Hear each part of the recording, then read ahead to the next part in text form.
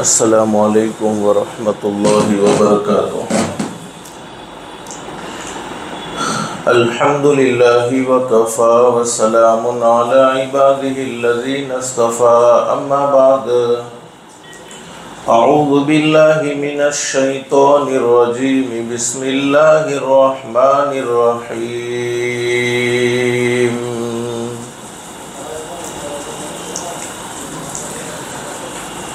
تبارک الذی بیدہ الملک وهو على كل شيء قدير، الذي خلق الموت والحياة ليبلوكم أيكم أحسن عملا وهو العزيز الغفور۔ صدق الله العظيم۔ رب اشرح لي صدري ويسر لي أمري واحلل عقدة من لساني يفقهوا قولي، سبحانك لا علم لنا إلا ما علمتنا إنك أنت العليم الحكيم۔ درود شریف پڑھیں۔ اللہم صلی علی محمد وعلی آل محمد کما صلیت علی ابراہیم وعلی آل ابراہیم انک حمید مجید۔ اللہم بارک علی محمد وعلی آل محمد كما باركت على إبراهيم وعلى آل إبراهيم إنك حميد مجيد۔ گرامی قدر علماء کرام، بزرگان محترم اور میرے پیارے دوستو، اللہ کا ہم سب پر بہت بڑا احسان اور بہت بڑا کرم ہے کہ اللہ نے ہم سب کو جمعہ کے مبارک دن میں تھوڑی دیر کے لیے اپنے گھر میں یعنی مسجد میں جمع فرمایا۔ دعا کرو اللہ ہم سب کے جمع ہونے کو قبول فرمائے۔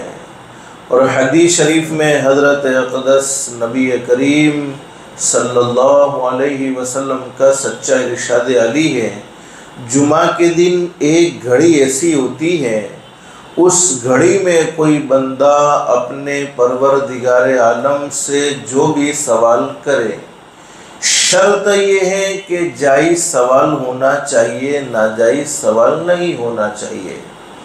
اللہ پاک اس کے سوال کو ضرور قبول فرماتے ہیں، اللہ پاک اس کے سوال کو ضرور منظور فرماتے ہیں۔ اللہ سے دل سے دعا کر لو، اللہ تو نے اپنے فضل و کرم سے، اپنی رحمت سے ہمیں مزید میں جمع فرمایا۔ اللہ کے لیے کوئی مشکل نہیں، اللہ ہم سب کو جنت الفردوس میں بھی جمع فرمائے۔ حدیث شریف میں موجود ہے، فرمایا نبی کریم صلی اللہ علیہ وسلم نے، مسجد میں آنے والا اللہ کا مہمان ہوتا ہے اور اللہ رب العالمین خود اس کے میزبان ہوتے ہیں۔ کتنا بڑا میزبان اور کتنا بڑا مہمان، اللہ ہم سب کو مزیدوں کو آباد کرنے کی توفیق و سعادت نصیب فرمائے۔ میرے بھائیو، حدیث شریف میں لکھا ہے کہ جمعہ کا دن عید الفطر، رمضان المبارک کے مہینے کے بعد جو عید آتی ہے اس عید کو عید الفطر کہتے ہیں، اور عید الاضحیٰ جس کو ہم اپنی زبان میں بقرعید بھی کہتے ہیں۔ جمعہ کا دن عید الفطر اور عید الاضحیٰ سے بھی بڑھ کر ہے، یہاں تک کہ حدیث شریف میں فرمایا نبی کریم صلی اللہ علیہ وسلم نے، میرے امتیوں جتنا ہو سکے جمعہ کے دن نیک اعمال زیادہ کرتے رہو، بھلائی کے کام زیادہ کرتے رہو، ثواب کے کام زیادہ کرتے رہو۔ اور کنز العمل حدیث شریف کی کتاب ہے جس میں یہ حدیث موجود ہے، فرمایا نبی کریم صلی اللہ علیہ وسلم نے، جس نے جمعہ کے دن اپنے آپ کو اللہ کی نافرمانی والے کاموں سے بچا لیا، جس نے جمعہ کے دن میں اپنے آپ کو گناہوں سے بچا لیا، اللہ پاک اس کے لیے 6 دن گناہوں سے بچنا آسان فرما دیں گے۔ اور جس نے جمعہ کے دن اپنے آپ کو نیکی کا عادی بنا دیا، جمعہ کے دن اپنے آپ کو نیک عمل پر لگا دیا، اللہ پاک اس کے لیے 6 دن میں نیک عمل کرنا آسان فرما دیں گے۔ حضرت ابو ہریرہ رضی اللہ تعالیٰ عنہ فرماتے ہیں نبی کریم صلی اللہ علیہ وسلم نے ارشاد فرمایا میرے امتیوں جتنا ہو سکے جمعہ کے دن بھلائی کے کام زیادہ کرتے رہو، جتنا ہو سکے جمعہ کے دن نیکی کے کام زیادہ کرتے رہو، اس لیے کہ جمعہ کے دن میں بھلائی کے کاموں کا ثواب، نیک اعمال کا ثواب بڑھا دیا جاتا ہے۔ یہاں تک کہ حدیث شریف میں موجود ہے، حضرت انس رضی اللہ تعالیٰ عنہ فرماتے ہیں نبی کریم صلی اللہ علیہ وسلم نے ارشاد فرمایا جمعہ کے دن کی صرف 2 رکعت نماز باقی دنوں کی 1000 رکعت نماز سے افضل ہے، اور جمعہ کے دن کی صرف 1 تسبیح باقی دنوں کی 1000 تسبیح سے افضل ہے، اور جمعہ کے دن صرف 1 روپیہ خرچ کرنا باقی دنوں میں 1000 روپے خرچ کرنے سے افضل ہے۔ اللہ سے دل سے دعا کر لو اللہ ہم سب کو جمعہ کے مبارک دن کی بھی قدردانی کی توفیق و سعادت نصیب فرمائے، اور زندگی کی ہر گھڑی، ہر سیکنڈ، ہر منٹ کی اللہ پاک ہم سب کو قدردانی کی توفیق و سعادت نصیب فرمائے۔ میرے بھائیوں، دنیا کی مختصر سی زندگی میں ہر انسان کی مختلف حالتیں ہوتی ہیں، زندگی میں پریشانیاں بھی ہوتی ہیں، زندگی میں راحتیں بھی ہوتی ہیں، چونکہ دنیا دارالامتحان کی جگہ ہے۔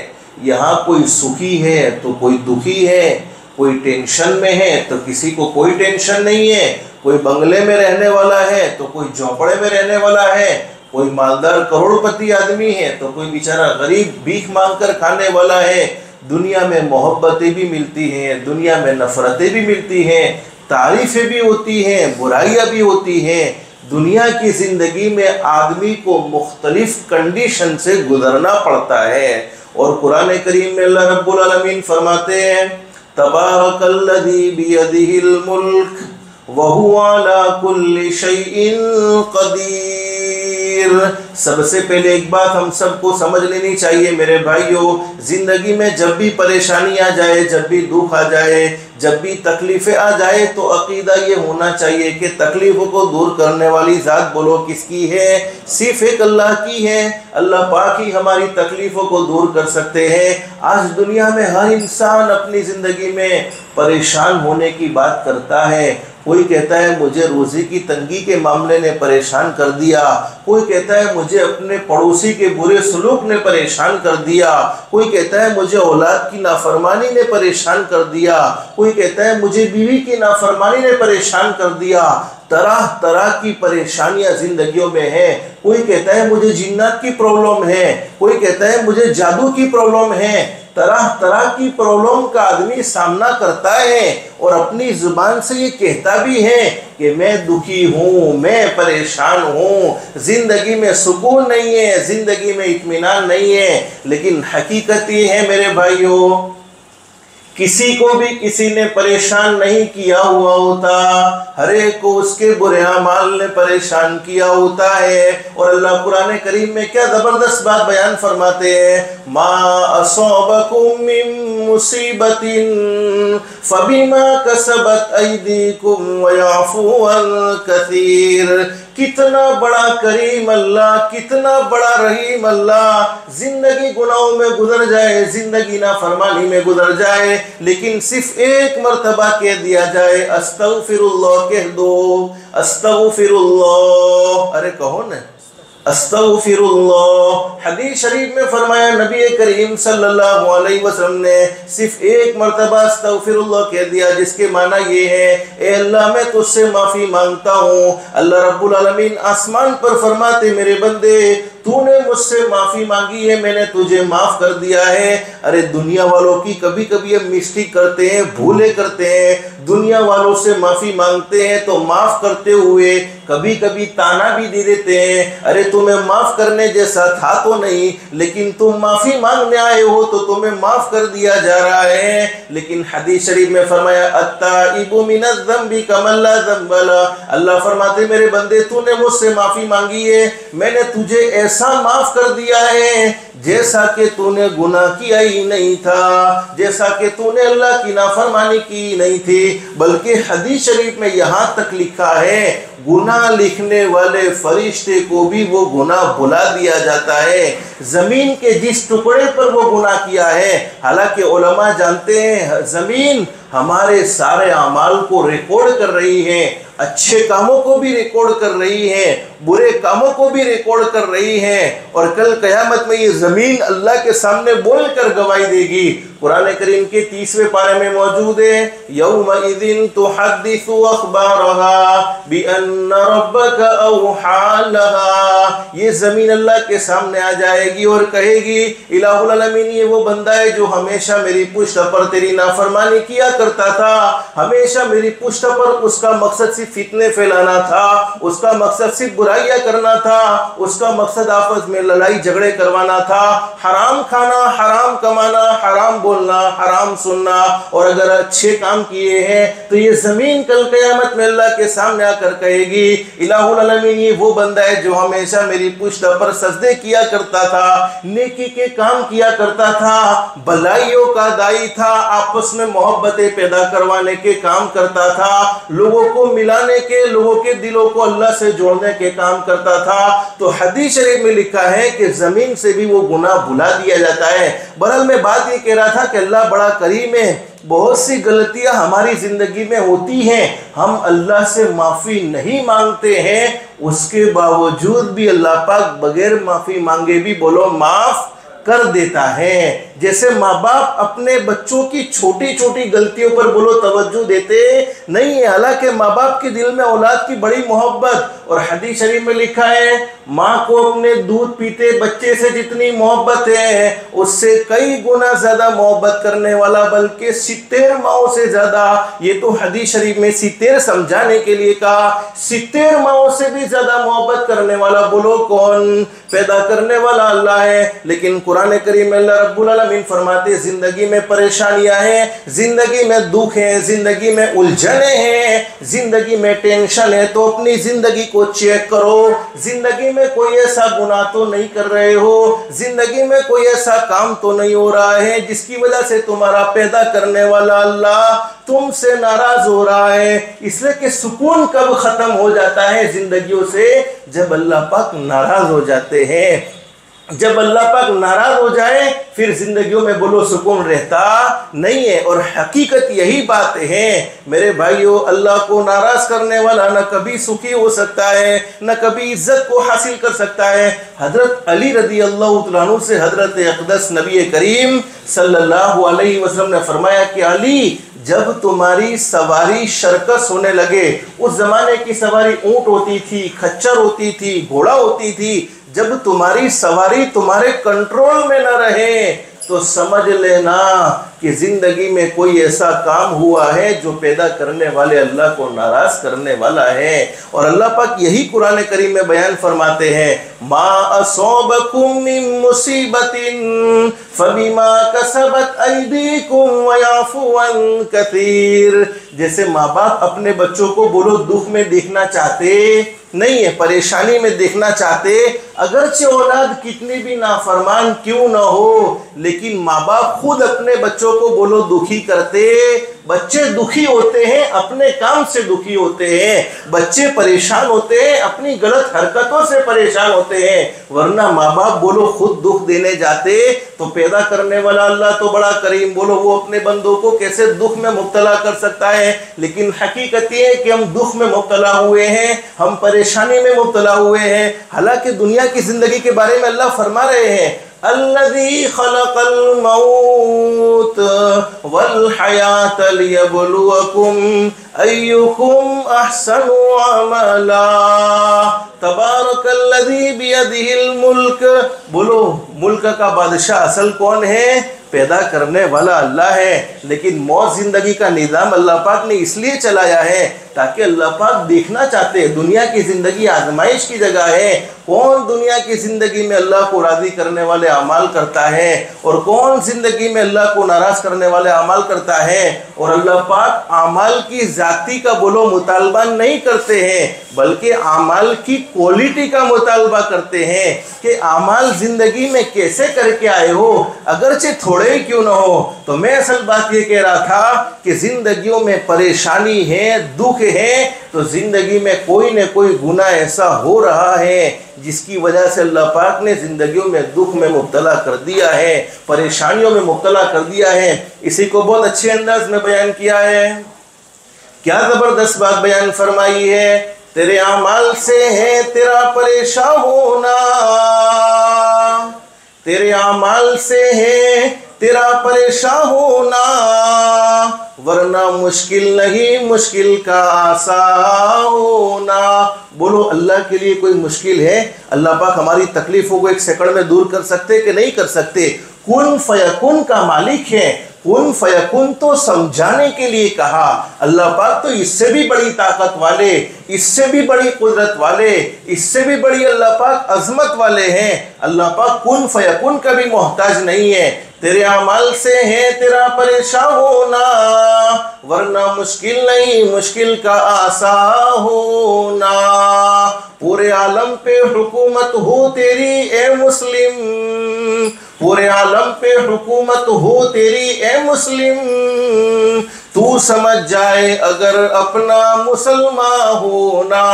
ہم نے اپنے مسلمان ہونے کو بھلا دیا کہ مسلمان کی زندگی کیسی ہونی چاہیے تھی، مسلمان کے اخلاق کیسے ہونے چاہیے تھے، مسلمان کے اوصاف کیسے ہونے چاہیے تھے، مسلمان کا اپنے ماں باپ کے ساتھ کیا سلوک ہونا چاہیے تھا، مسلمان کا اپنے رشتہ داروں کے ساتھ کیا سلوک ہونا چاہیے تھا، مسلمان کا اپنے پڑوسیوں کے ساتھ کیا سلوک ہونا چاہیے تھا، مسلمان کا بزنس کیسا ہونا چاہیے تھا، مسلمان کا آپس میں رہن سہن کیسا ہونا چاہیے تھا.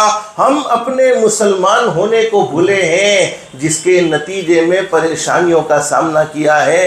میرے بھائیوں، جب ہم فجر کی نماز میں کسی مسلمان کے محلے سے گزرتے ہیں تو یہ فیصلہ بڑا مشکل معلوم ہوتا ہے کہ ہم کسی مسلمان کے محلے سے گزرے ہیں یا اللہ حفاظت فرمائے ہم کسی غیر کے محلے سے گزرے ہیں. تو زندگی میں دکھ ہے، بولو دکھوں کو دور کون کرے گا؟ صرف ایک اللہ ہی کرے گا. اور قرآن کریم میں اللہ رب العالمین ہمیں یہ حکم بھی دیتے ہیں وَتُوبُوا إِلَى اللَّهِ جَمِيعًا أَيُّهَا الْمُؤْمِنُونَ لَعَلَّكُمْ تُفْلِحُونَ.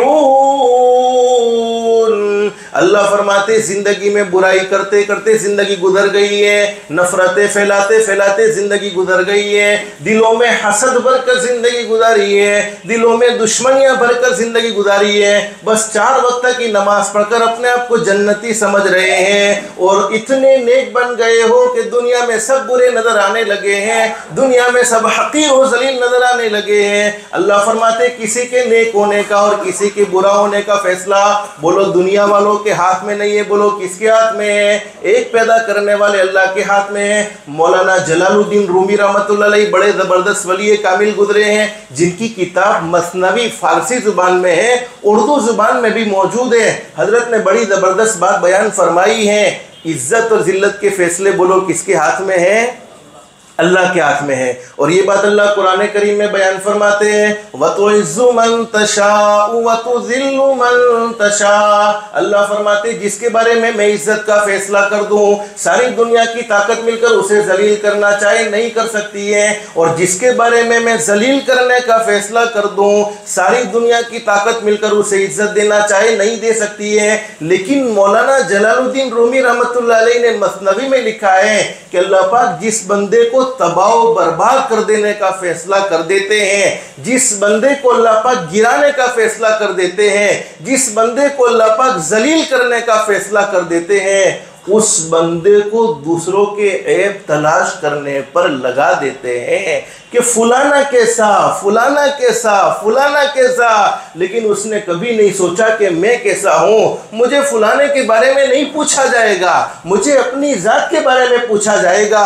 और मेरे भाइयों, आज हम नेक बड़े ज़बरदस्त बनते हैं। नेक बनना चाहिए, ज़रूर बनना चाहिए। तहज्जुद के पाबंद बनना चाहिए, ज़रूर बनना चाहिए। इशराक के पाबंद बनना चाहिए, ज़रूर बनना चाहिए। ज़िंदगियों में हर महीने के 3 दिन लगाने चाहिए, ज़रूर लगाने चाहिए। साल का चिल्ला 4 महीने लगाने चाहिए, ज़रूर लगाने चाहिए। लेकिन इतना भी नेक न बने कि दूसरे हकीर व जलील नज़र आने लगे, दूसरे गुनहगार नज़र आने लगे।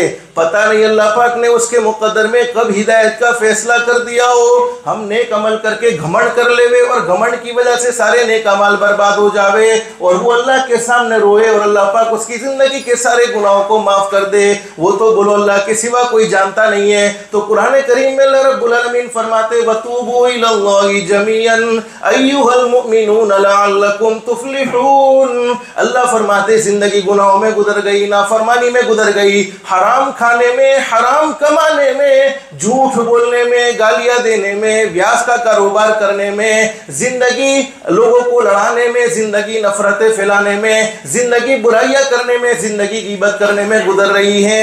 घबराओ नहीं, अल्लाह पाक जरूर माफ कर देगा। और माफी बोलो अल्लाह के खजाने से मिलती है, बस अल्लाह से माफी मांगो। आगे तर्जुमे में क्या फरमाया, लअल्लकुम तुफ्लिहून, उम्मीद है कि अल्लाह पाक तुम्हें कामयाब कर देगा, तुम्हारी जिल्लत को इज्जत में बदल देगा, तुम्हारी नाकामी को कामयाबी में बदल देगा। मैंने शुरू में बताया अल्लाह पाक बड़े माफ करने वाले हैं, लेकिन जिंदगी में 2 गुनाह ऐसे हैं, 2 प्रॉब्लम ऐसी हैं कि उन 2 प्रॉब्लम की सजा मरने के बाद तो मिलती ही मिलती है। वैसे जिंदगी में जितने भी गुनाह हो जाए, अल्लाह चाहे तो उनकी पकड़ करे, चाहे तो माफ करे, चाहे तो उनकी सजा को आखिरत पर मौकूफ कर दे। लेकिन 2 गुनाह ऐसे हैं जिनकी सजा मरने से पहले पहले दुनिया में जरूर मिलती है। नंबर 1, जिसने अपने माँ बाप के दिल के टुकड़े टुकड़े किए हो, माँ बाप को नाराज किया हो, माँ बाप को दुखी किया हो, माँ बाप का दिल तोड़ा हो, वो दुनिया में बोलो जरूर मरने से पहले पहले सजा भुगतता है। और मेरे प्यारों, माँ बाप से बढ़कर बोलो कोई नेमत हो सकती नहीं है। लेकिन मैं माँ बाप से भी कहूँगा, उन लोगों की औलाद जरूर उनकी आंखों की ठंडक बनती है जिनके दिल में इल्म की कदर होती है, उलमा की कदर होती है, नेक लोगों की कदर होती है। अल्लाह पाक जरूर उनकी औलाद को उनकी आंखों की ठंडक और फरमा बरदार बनाते हैं। और दुनिया के अंदर अगर औलाद कंट्रोल से बाहर हो चुकी है, माँ बाप के कंट्रोल में नहीं है, तो जरूर दिल में इल्म की नाकदरी आई है, उलमा की नाकदरी आई है, जिसके नतीजे में अल्लाह पाक उसके मातहत को उसका बागी बना देते हैं, उसके मातहत को उसका शरकस बना देते हैं। तो पहला गुनाह, माँ बाप के साथ बोलो कभी बुरा सलूक नहीं करेंगे। और माँ बाप को भी चाहिए कि ज़िंदगी में कोई अमल ऐसा ना हो जिसकी वजह से हमारी औलाद हमारी नाफरमान हो जाए, हमारी औलाद हमारी बागी हो जाए। और दूसरा, जिसने किसी पर जुल्म किया हो, किसी पर जाति का मामला किया हो, कमा तदीन तुदान, जैसा करोगे वैसा भरोगे, जैसी करनी वैसी भरनी, ना मानो तो करके देखो, जन्नत भी है दोज़ख भी है, ना मानो तो मर के देखो, भले अमल का भला नतीजा, बुरे अमल का बुरा नतीजा, जिन लोगों ने बुरा किया है चलकर उनका घर देखो। अरे जिंदगियों में बुरा करने वाले, जिंदगियों में अल्लाह को नाराज करने वाले कभी सुकून और इत्मीनान की नींद नहीं सो सकते हैं। इसलिए जुमा के मुबारक दिन में अल्लाह से दिल से दुआ कर लो, अल्लाह हम सबको अखलाक के मुस्तफ़ा वाली ज़िंदगी नसीब फरमाए। अल्लाह हमारे दिल को मखलूक की दुश्मनी से पाक और साफ़ फरमाए। जब तक मखलूक की दुश्मनी दिल में भरी हुई रहती है, हम लाख कोशिश कर ले, करोड़ों कोशिश कर ले, उस वक्त तक अल्लाह की मोहब्बत बोलो दिल में आ सकती नहीं। अगर अल्लाह को पाना है तो تو مخلوق کی دشمنی سے دل کو پاک اور صاف کرنا ہوگا۔ اللہ پاک ہمارے دل کو پاک اور صاف فرمائے، ایک بنائے، نیک بنائے۔ اللہ ہم سب کو 5 وقت کی نماز کا اہتمام کی بھی توفیق نصیب فرمائے، ہماری دنیا بھی بہتر سے بہتر بنائے، آخرت بھی بہتر سے بہتر بنائے۔ اللہ کے احکام کے مطابق حضرت نبی کریم صلی اللہ علیہ وسلم کے طریقے کے مطابق زندگی گزارنے کی توفیق و سعادت نصیب فرمائے۔ اللہ پاک ہم سب کو کہنے سننے سے زیادہ اخلاص، استخلاص اور استقامت کے ساتھ عمل کی توفیق نصیب فرمائے، آمین یا رب العالمین۔ وآخر دعوانا ان الحمدللہ رب العالمین۔ یہ ایک ضروری اعلان ہے، چونکہ آج کل ہمارے نوجوانوں کے بارے میں ہم نے دیکھا ہے کہ نوجوانوں کی زندگی کہاں سے کہاں گزر رہی ہے، جوانی کیسی گزرنی چاہیے تھی اور کیسی جوانی کا حصہ گزار رہے ہیں، وہ ہر ایک کے سامنے موجود ہے۔ آپ کے علاقے میں سب فرشتے ہو تو مجھے نہیں معلوم ہے، لیکن ہم نے ہمارے علاقے میں دیکھا ہے کہ جوانوں کی راتیں دیر تک راتیں، اور راتوں کو دیر تک جاگنا، صبح میں دیر تک سوتے رہنا، نہ جانے کیسی جوانوں کی عادتیں خراب ہو رہی ہیں۔ تو اسی چیز کو سامنے رکھتے ہوئے ایک سنہرا موقع مفتیان کرام کی نگرانی میں تربیتی کیمپ، یہ ویکیشن کیمپ رکھا گیا ہے چمپا مسجد کے اندر اتوار کے دن۔ کون سی تاریخ ہے؟ 26 تاریخ صبح 11 بجے سے۔ تو تمام احباب سے درخواست ہے، خاص طور ہمارے جوان بھائیوں سے میں کہوں گا کہ ضرور اپنی ضرورت سمجھ کر، روحانی غذا سمجھ کر ضرور اس کیمپ میں تشریف لے جائے۔ مختلف علماء کرام کی باتیں ہوگی، معلوم نہیں کون سی گھڑی ہدایت کی ہو، اور اللہ پاک ہماری دنیا بھی سنوار دے، آخرت بھی سنوار دے۔ تو اس پروگرام کی خاص دعوت بھی چلائے، اور بڑے احباب بھی پہنچ سکتے ہیں، بچے بھی پہنچے، بچوں کے والد بھی پہنچے، تاکہ آج کل تو جوانوں کی زندگیاں رہیں گے تو بڑوں کی زندگی کون سی صحیح ہے، بلکہ بڑوں کی زندگی تو میں معاف کرنا یہاں تک کہتا ہوں، حدیث شریف میں لکھا ہے کہ جب آدمی 40 سال کی عمر کا پہنچ جانے کے بعد اللہ کی نافرمانی کرتا ہے، اللہ کو ناراض کرنے والا کام کرتا ہے، فرشتے ہنستے ہیں اور کہتے ہیں کہ دیکھو اس کی عمر کے 40 سال گزر گئے ہیں، اس کے باوجود یہ سیدھے راستے پر آنے کے لیے تیار نہیں۔ اللہ ہم سب کی حفاظت فرمائے، اللہ ہم سب کو اللہ کے احکام کے مطابق حضرت نبی کریم صلی اللہ علیہ وسلم کے طریقے کے مطابق زندگی گزارنے کی توفیق و سعادت نصیب فرمائے۔ اللہ پاک ہم سب کو کہنے سننے سے زیادہ اخلاص، استخلاص اور استقامت کے ساتھ عمل کی توفیق نصیب فرمائے، آمین یا رب العالمین۔ وآخر دعوانا ان الحمدللہ رب العالمین۔ استغفر اللہ العظیم۔